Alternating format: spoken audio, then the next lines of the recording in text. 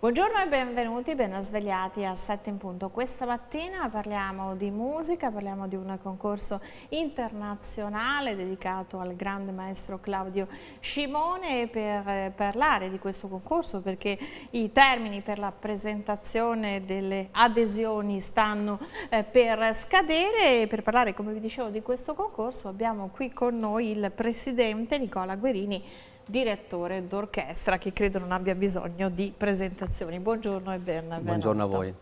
Innanzitutto parliamo subito di questo 21 agosto, che è il termine entro il quale bisogna presentare le adesioni per partecipare al concorso internazionale Claudio Scimone, che è una finestra, può essere un trampolino di lancio per i giovani musicisti. Certo, è un appuntamento ormai annuale che vede il coinvolgimento di tanti enti. È un concorso patrocinato dal Comune, dalla provincia e dall'Università di Padova ed è rivolto a violinisti, violisti, violoncellisti e contrabbassisti di qualsiasi nazionalità nati dopo il 31 dicembre 1998.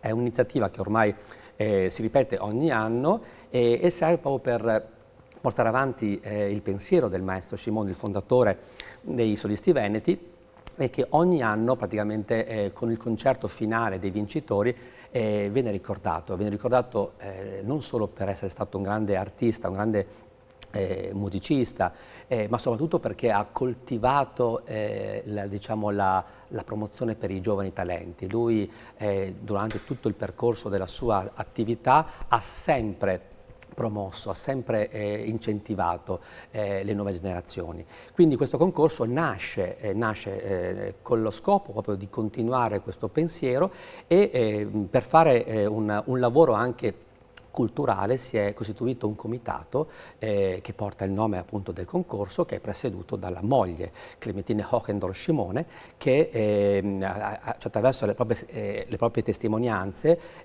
ripercorre ancora quelle che erano le attività che vedeva il marito alla guida appunto della promozione dei giovani.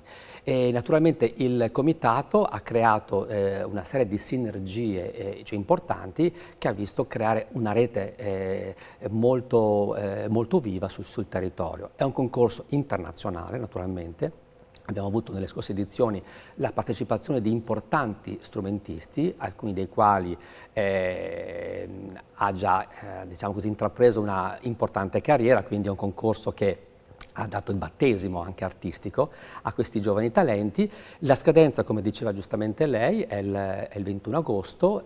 I candidati dovranno inviare, oltre ai propri titoli e al proprio curriculum, anche del materiale audio-video che verrà visionato dalla commissione e che diciamo, selezionerà poi per la seconda fase. Alla prima fase, lei prima faceva riferimento a degli strumentisti che hanno partecipato nelle passate edizioni, se non sbaglio questa è la 9ª edizione, e si sono affermati. Devono essere dei neofiti oppure ci possono essere anche degli strumentisti, dei musicisti in qualche modo che hanno già un percorso professionale, ma attraverso la partecipazione a questo concorso vogliono acquisire maggiore, chiamiamola così, non dico competenza, però una sorta di corso ulteriore di aggiornamento, di specializzazione? Allora, il concorso è sicuramente un'esperienza che ogni strumentista compie con la volontà di misurarsi con se stessi e naturalmente con una commissione. È chiaro che un concorso nel tempo acquisisce importanza attraverso una serietà e una limpidezza nella selezione e nella valutazione. Abbiamo ascoltato e visto un curriculum veramente di strumentisti già presenti nelle stagioni, però non c'è un vincolo in questo, cioè la prova, poi il banco di prova è la performance che loro dovranno compiere il 20 settembre, quando ci sarà la seconda fase, e che ricordo è all'Auditorio Pollini di Padova. Ecco, quindi è sicuramente un'esperienza che poi ognuno vive in maniera diversa, cioè mostrando emozione, anche fragilità, perché chiaramente è una sede dove sai di essere valutato. Quindi diciamo che non c'è un vincolo, abbiamo avuto naturalmente anche dei giovanissimi talenti, infatti c'è un premio dedicato proprio a questo, che hanno veramente debuttato e hanno scoperto, hanno mostrato, hanno palesato il loro talento straordinario. Abbiamo avuto più di un caso, insomma. 2 fasi si diceva, quanti saranno, da quante persone sarà composta la rosa dei selezionati? Allora, naturalmente la prima fase avrà un accesso, diciamo, ad un numero X, quindi tutti coloro che potranno accedere, c'è il bando che si scarica e si può compilare direttamente sul sito che è www.concorsosimone.it, e quindi si iscriveranno, manderanno tutte le indicazioni dei link che saranno importanti per la valutazione della prima fase, link che devono essere pubblicati su YouTube con dei brani con un tempo massimo di 15 minuti e dopo naturalmente ci sarà già indicato sul bando la prova, la seconda fase, se il candidato verrà poi selezionato col programma già, quindi anche in questo caso sono 2 brani diversi come caratteristiche, con carattere diverso appunto, che serviranno per essere poi ascoltati dal vivo. Un bel lavoro alla commissione, cioè vuole essere una selezione molto attenta proprio per riuscire a offrire delle opportunità laddove c'è il talento, e quindi è davvero un concorso internazionale a tutti gli effetti, ma insomma un bel banco di prova. Beh, noi adesso in queste ore la segreteria sta lavorando in maniera molto intensa, perché gli ultimi giorni non voglio svelare ancora, ma il numero è interessante, poi da diversi paesi.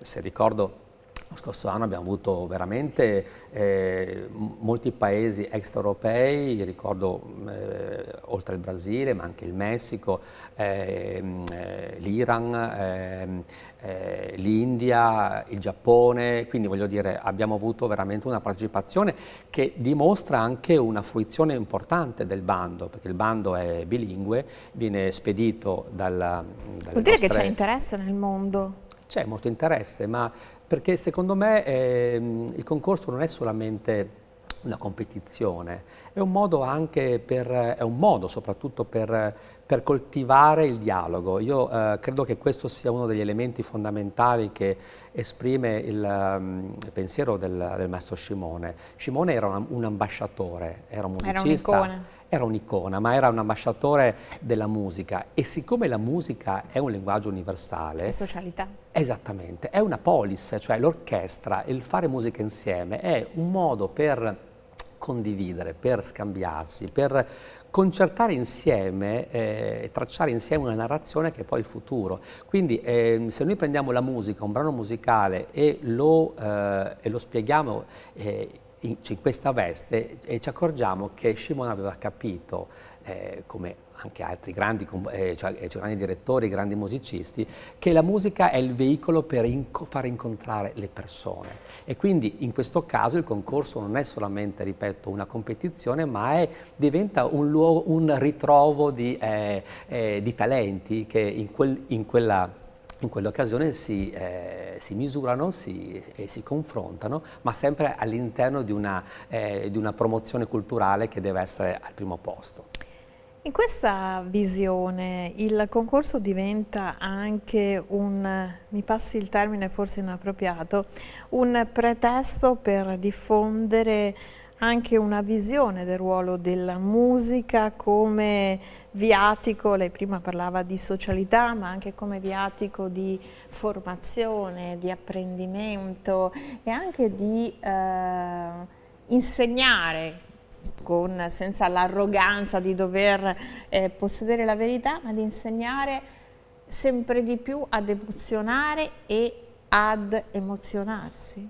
Certo, quello che ha detto è giustissimo. La musica è un'arte straordinaria che ha tutti i codici della comunicazione universale. Io posso suonare un brano di Vivaldi, un brano di Beethoven, un brano di Rimsky-Korsakov in qualsiasi paese del mondo e tutti avranno la possibilità di fruirne senza dover andare a scuola e comprendere i codici che sono all'interno appunto di quella musica. Quindi la musica è importantissima nell'evoluzione di una polis, di una comunità, perché intanto si basa sul parametro temporale, cioè a differenza di un quadro o anche di un libro che ha bisogno di essere appunto letto, e poi c'è l'immaginazione, ma la musica, io per ascoltare l'idea del compositore devo attendere che la frase del violino, dell'oboe, del flauto, eccetera, eccetera, si compia. Quindi la prima cosa che accade nell'educazione, parlavamo di questo prima, è l'educazione all'ascolto. Cioè io imparo ad ascoltare chi mi sta parlando. Cioè l'insegnamento più grande della musica è proprio questo, imparare ad ascoltare come parametro proprio etico. Non è solamente diciamo un elemento ludico, perché se noi pensiamo anche in antichità. Questo imparare ad ascoltare vale solo per un certo tipo di musica, no? Perché si è sempre associata la capacità di approfondimento, di conoscenza alla musica classica e magari si considera la musica, chiamiamola così, leggera, una forma più di intrattenimento.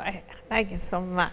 Ma diciamo che ecco, io volevo un po' la sua opinione. A me non piace fare distinzioni che in qualche modo vanno a falciare anche intenzioni nobilissime, perché una canzone di Battisti ha dentro dei valori che sono assolutamente ancora oggi molto emozionali, molto importanti, che anche vanno in qualche modo a riconfigurare un'epoca dove si scriveva in un certo modo. Dove la composizione era una composizione classica. Esatto, ma se noi pensiamo anche in passato, anche chi scriveva le colonne sonore per i film era considerato un compositore di serie B rispetto a chi suonava magari per una commissione di un ente di concerti.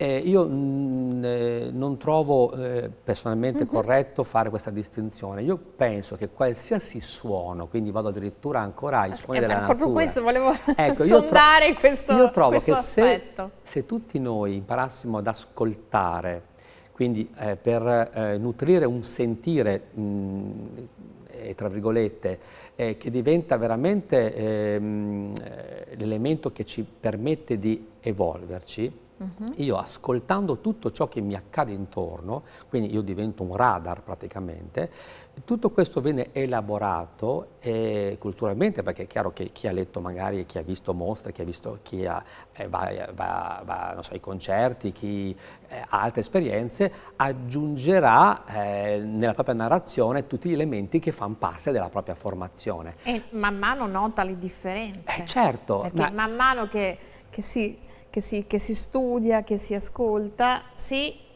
entra nella capacità di comprendere le sfumature, certo. Che poi la vita è fatta di sfumature. È un viaggio, come mi piace sempre ricordare. È un insieme di sfumature. Esatto, è come il viaggio di Ulisse, alla fine si parte e si va a visitare, ad approdare luoghi che neanche ti immagini che ci possano essere, però grazie ai quali tu arricchisci tutta la tua vita e poi la restituisci a chi poi ti incontrerà e ti starà vicino. Quindi secondo me la musica, come tutte le arti naturalmente, ma la musica ha questo elemento che secondo me è straordinario, che insegna ad ascoltare per un sentire che poi diventa anche condiviso, perché se io vado in una sala da concerto il mio ascolto diventa qualcosa che sedimenta dentro di me e però viene anche condiviso, quindi diventa un rito collettivo di senso di appartenenza, quindi la cosiddetta per me cittadinanza culturale mette le basi su questo sentire che nasce appunto da una consapevolezza di un ascolto sempre più attento, sempre più consapevole. Qual è il primo approccio per acquisire questo ascolto consapevole? Ma la dedizione, che è un elemento secondo me molto importante anche per chi vuole intraprendere la strada della professione, perché l'hanno detto i grandi interpreti, io ricordo anche Arturo Belli Michelangelo, insisteva tanto sulla dedizione, cioè coltivare ogni giorno tutti quelli che sono gli elementi fondamentali per scegliere le cose, non farsi scegliere. Ecco, questi elementi vanno sicuramente insegnati, vanno guidati.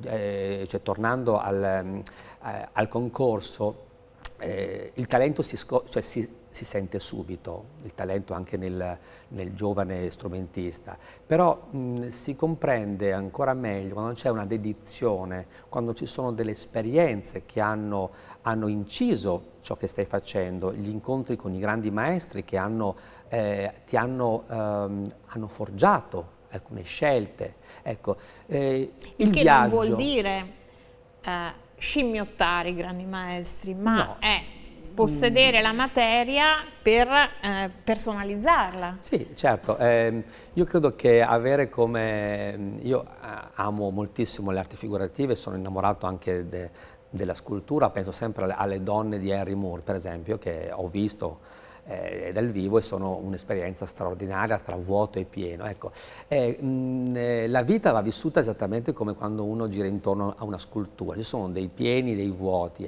Ecco, io credo che l'esperienza che può fare un musicista sia proprio quello di cercare. Ecco, la ricerca per noi stessi, quindi di arricchire quello che è il nostro patrimonio, avviene solamente attraverso una costante volontà di cercare, di introitare veramente elementi che sono anche diversi dai tuoi, ma la curiosità, la dedizione insieme creano naturalmente una strada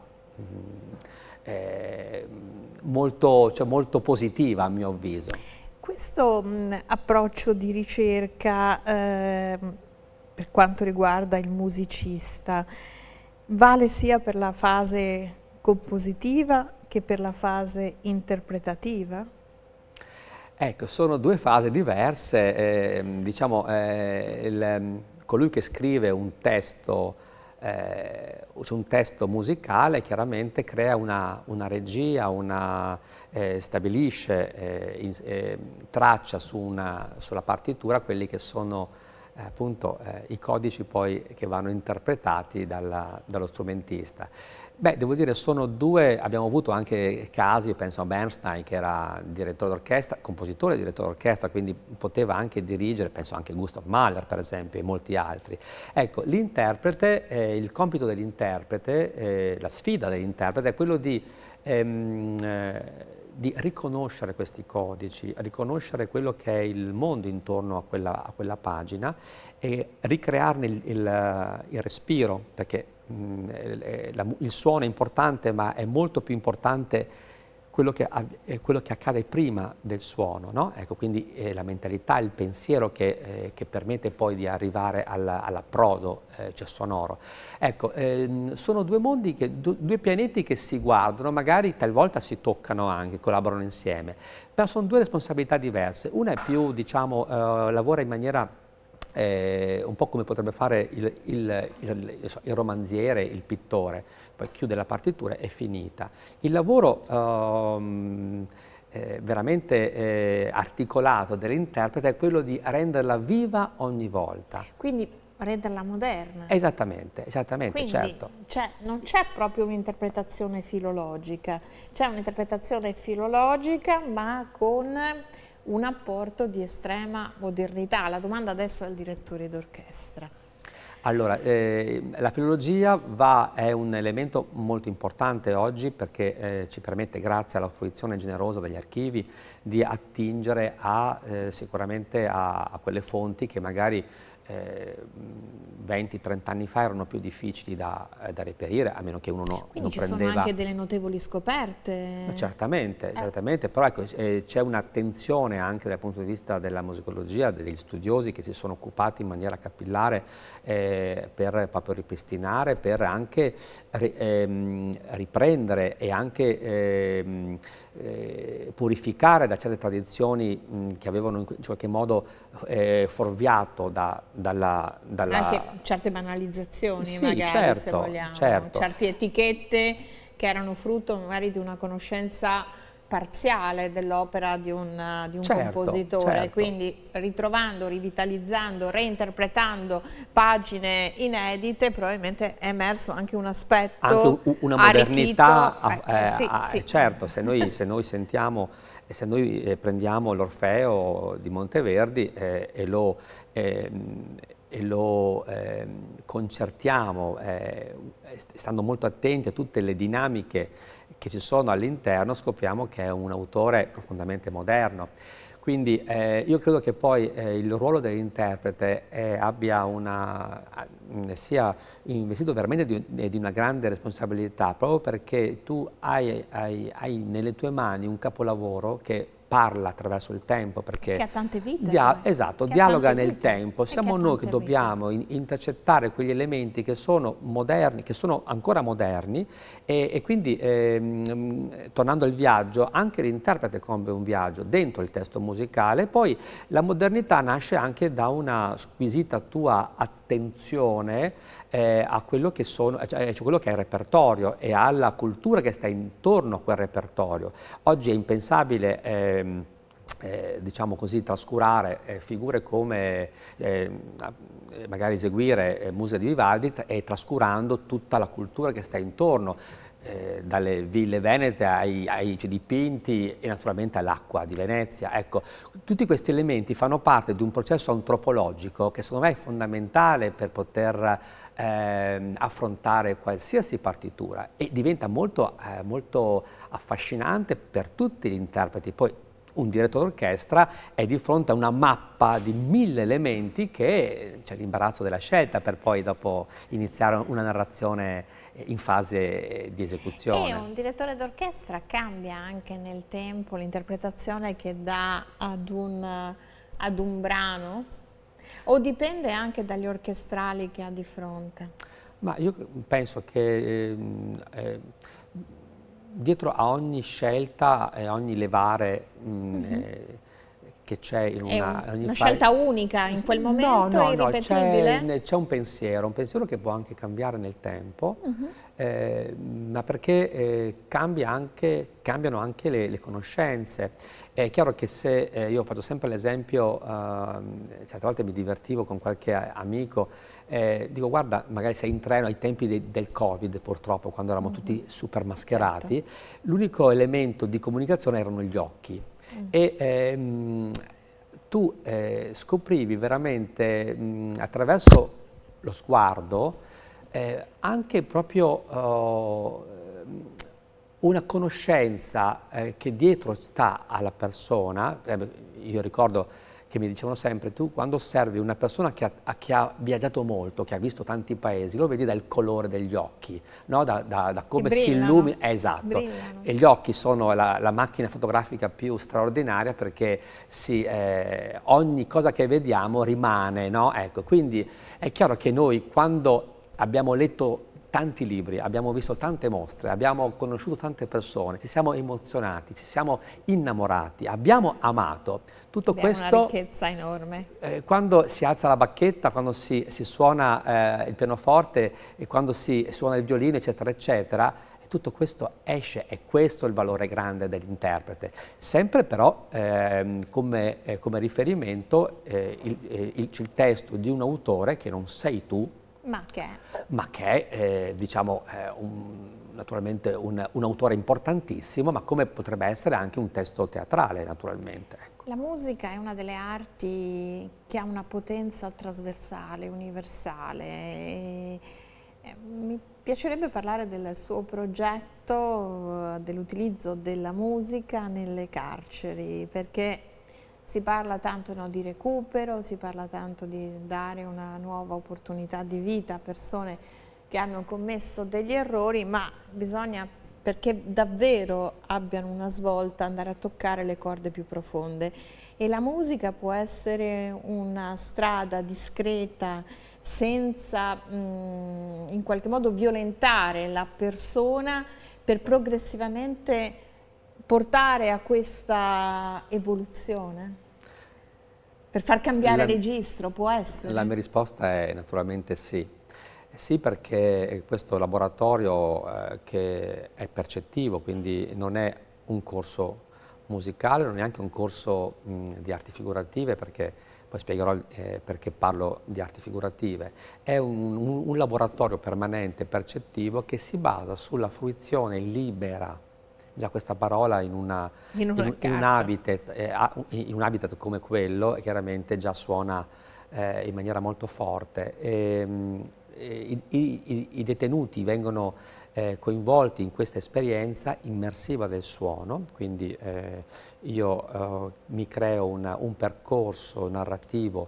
Per esempio ricordo qualche anno fa, ormai sono dal 2018 che io porto avanti questa iniziativa, mi ero prefissato di fare proprio un percorso legato alla musica e le suggestioni dell'acqua, quindi tutto ciò che avesse a che fare con l'acqua.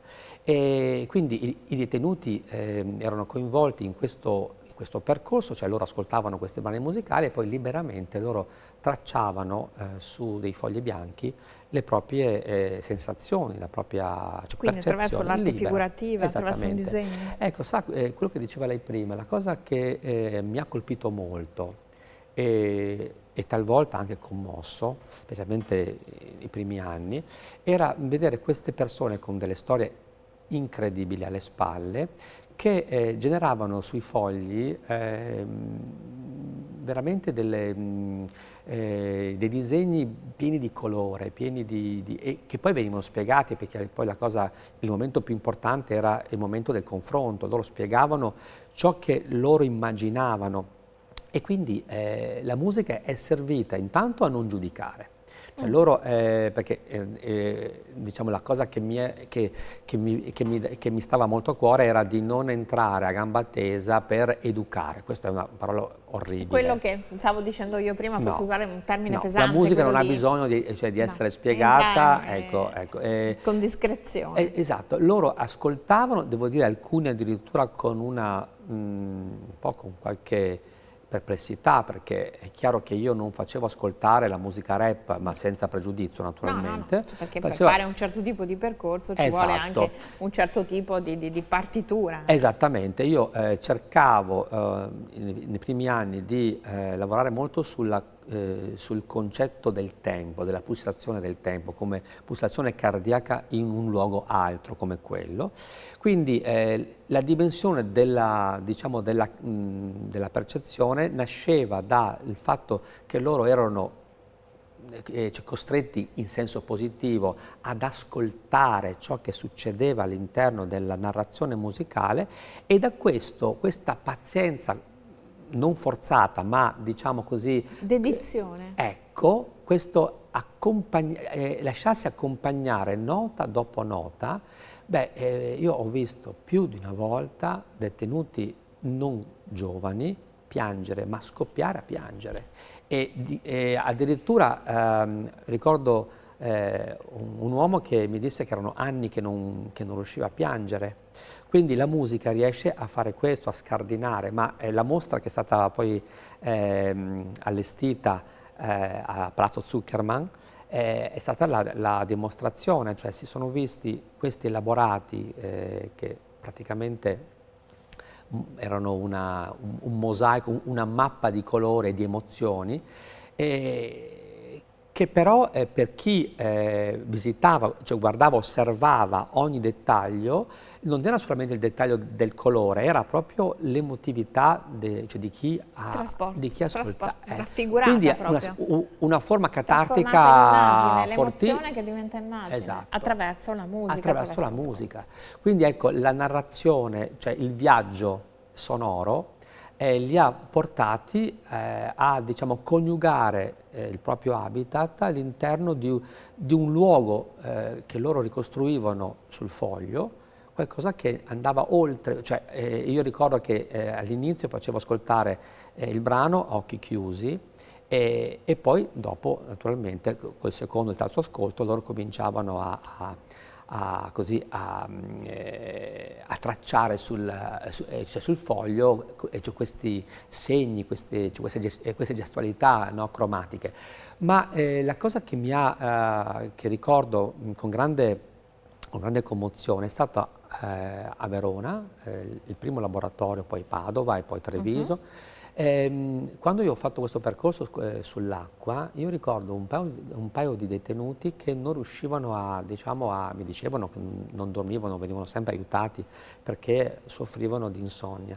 Beh, loro avevano scoperto che attraverso il mio ascolto dell'acqua, proprio La musica dell'acqua, loro avevano scoperto che aprendo il rubinetto, ascoltando, ecco, l'ascolto consapevole, riuscivano a rilassarsi. Quindi io sono rimasto colpito perché per me era quasi banale, invece per loro avevano capito, cioè avevano imparato ad ascoltare veramente. E lei questo progetto, abbiamo più tempo a disposizione, vorrebbe estenderlo in tutte le carceri d'Italia? Sì, secondo me la musica fa bene a tutti naturalmente, ma in quel luogo devo dire che ho avuto un riscontro cioè, veramente straordinario. Io la ringrazio per il racconto di questa esperienza. Ricordiamo il 21 agosto il termine per partecipare al concorso internazionale Claudio Scimone. Io la ringrazio voi per averci seguito anche questa mattina. Torniamo domani mattina.